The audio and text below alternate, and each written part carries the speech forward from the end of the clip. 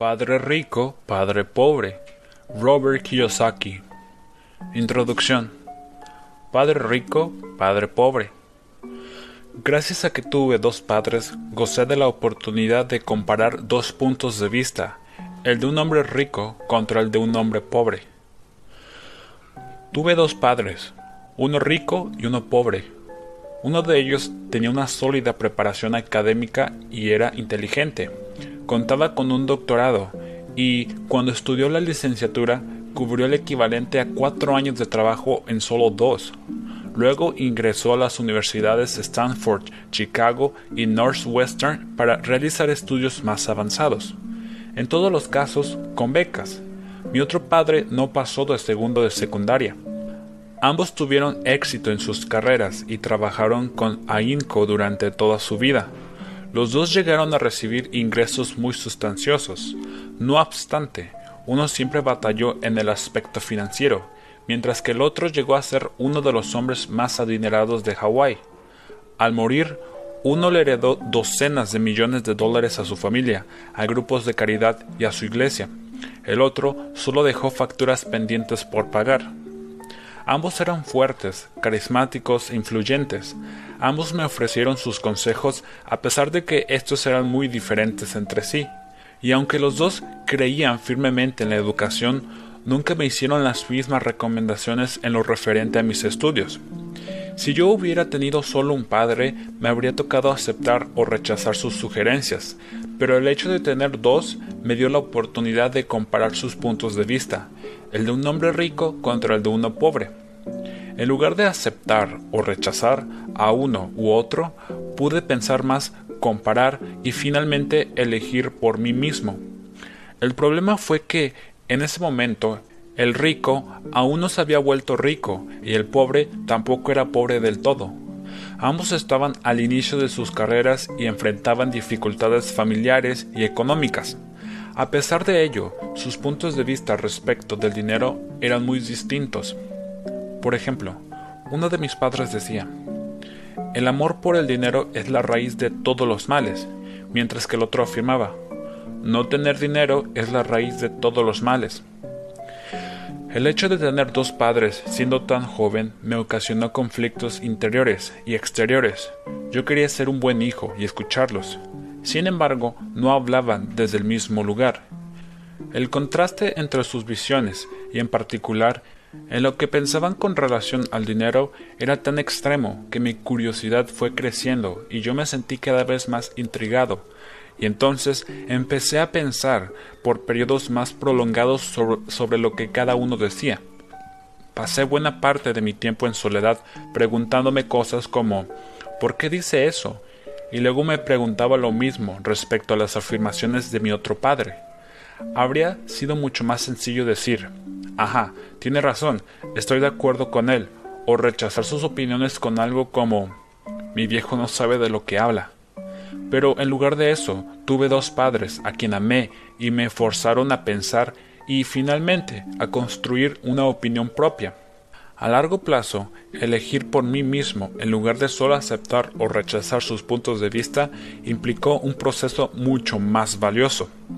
Una de las razones por las que la gente rica siempre puede generar más dinero y los pobres empobrecerse más es porque los temas financieros se enseñan en la escuela y no en casa.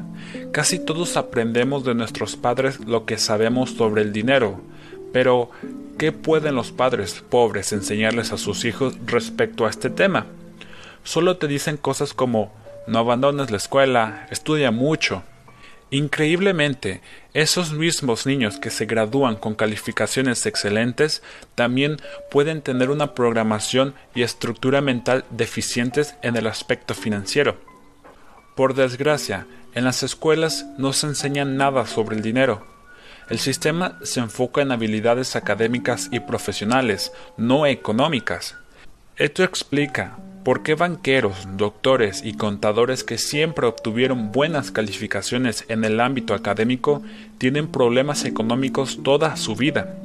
Nuestra abrumadora deuda pública se debe, en gran medida, a que ciertas autoridades del gobierno y políticos sumamente preparados tomaron decisiones con muy poca o nula educación sobre el dinero.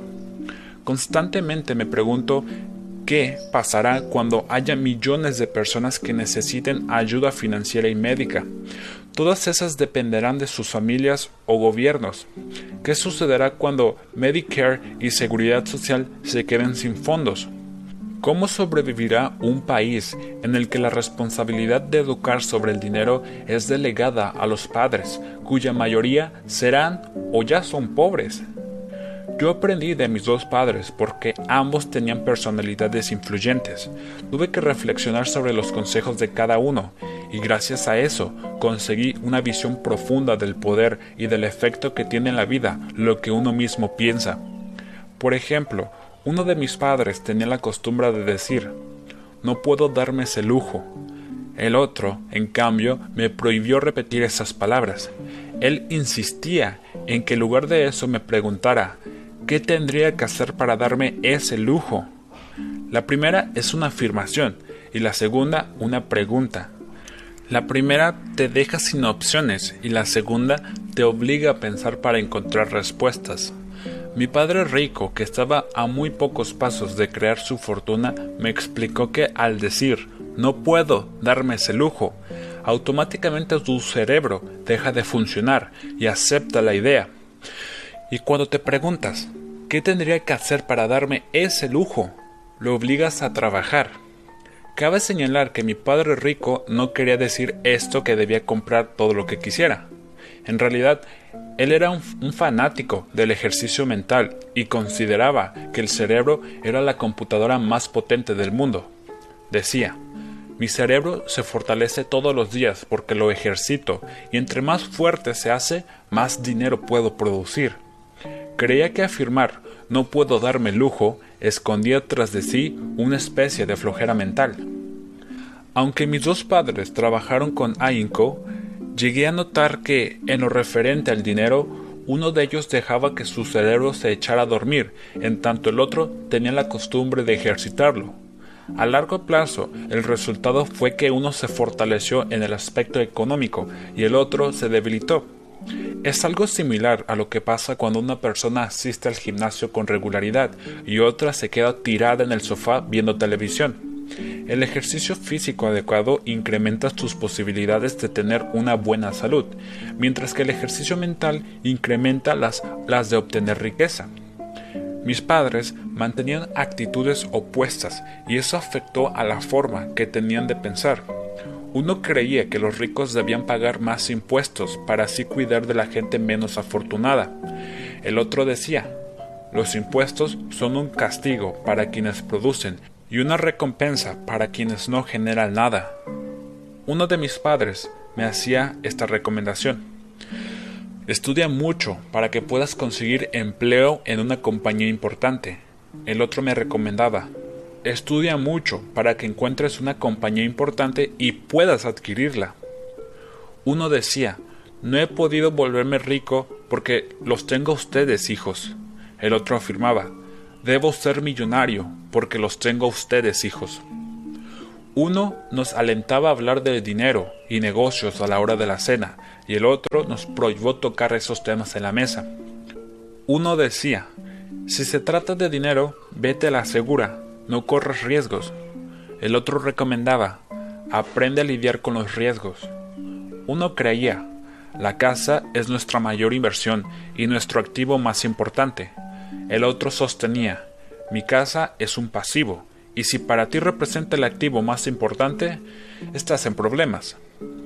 Mis dos padres pagaban a tiempo sus recibos. Sin embargo, para uno era la primera tarea para hacer y para el otro la última. Uno de mis padres creía que la corporación para la que trabajaba o el gobierno debía hacerse cargo de él y sus necesidades. Vivía preocupado por los aumentos de sueldo, los planes de retiro, las prestaciones médicas, los permisos por enfermedad, los días de vacaciones y otros alicientes. A él le impresionaba mucho la historia de dos tíos quienes se unieron al ejército y después de 25 años de servicio activo obtuvieron un paquete vitalicio de retiro y un título. Le encantaba la idea de contar con las prestaciones médicas y los privilegios de la tienda militar que el ejército les ofrecía a sus jubilados. También le fascinaba el sistema de plazas que estaba disponibles a través de la universidad. A veces, la idea de tener un empleo seguro y con prestaciones de por vida le parecía más importante que el trabajo mismo. Con frecuencia comentaba: «Trabajé mucho para el gobierno, tengo derecho a esas prestaciones». El otro creía en la independencia económica total. Criticaba mucho esa idea de que la gente tenía derecho a algo y decía que esta noción daba pie a que existiera gente débil y con necesidades económicas. Hacía mucho énfasis en que debía ser competente en el aspecto financiero. Uno de mis padres batalló bastante para ahorrar unos cuantos dólares. El otro realizó inversiones. Un padre me enseñó a redactar un currículo impresionante para conseguir un buen trabajo. El otro me enseñó cómo redactar sólidos planes financieros y de negocios para generar empleos. Debido a que fui producto de dos padres fuertes, pude darme el lujo de observar los efectos que los distintos tipos de visiones tienen en la vida personal y comprobé que la gente realmente le puede dar forma a su vida a partir de sus pensamientos. Mi padre pobre, por ejemplo, siempre decía: «Jamás seré rico», y su profecía se hizo realidad.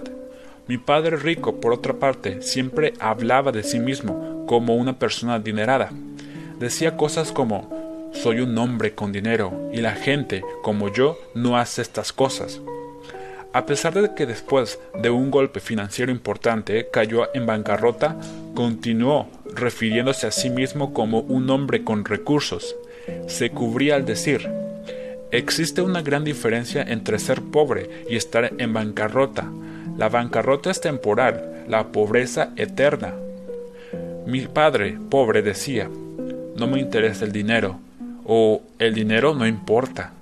Mi padre rico afirmaba: «El dinero es poder». Existe una diferencia entre ser pobre y estar en bancarrota. La bancarrota es temporal, la pobreza eterna. Es posible que el poder de tu mente nunca llegue a medirse o a ser apreciado, pero desde chico, para mí, siempre fue obvio que era importante prestar atención a mis pensamientos y a la forma en que me expresaba. Noté que mi padre pobre no estaba en aquella penosa situación por la cantidad que ganaba, cantidad nada despreciable, por cierto, sino por sus pensamientos y sus acciones. Como fui un muchacho con dos padres, cobré una profunda conciencia sobre los pensamientos que finalmente decidí aceptar como míos. ¿Debía escuchar a mi padre rico o a mi padre pobre? A pesar de que ambos tenían un enorme respeto por la educación y el aprendizaje, discrepaban sobre lo que les parecía importante que uno aprendiera. Uno de ellos quería que yo estudiara mucho, que obtuviera un título, que consiguiera un buen empleo y ganara dinero. Quería que estudiara para llegar a ser un profesional, abogado o contador, y que luego regresara a la escuela para obtener un título de maestría. El otro me animó a estudiar para volverme rico, a entender cómo funciona el dinero y de qué manera podía hacerlo trabajar para mí. «Yo no trabajo para obtener dinero», me repetía constantemente. «El dinero es el que trabaja para mí». A los 9 años decidí prestar atención a mi padre rico y aprender de él acerca de temas financieros. En ese momento también tomé la decisión de no escuchar a mi padre pobre, a pesar de que era él quien tenía los títulos universitarios. Una lección de Robert Frost. Robert Frost es mi poeta favorito, y aunque me gustan mucho de sus poemas, El camino no elegido es mi predilecto. Casi todos los días aprovecho la lección que hay en él. El camino no elegido.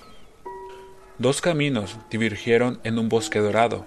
Yo sufrí por no poder viajar por ambos.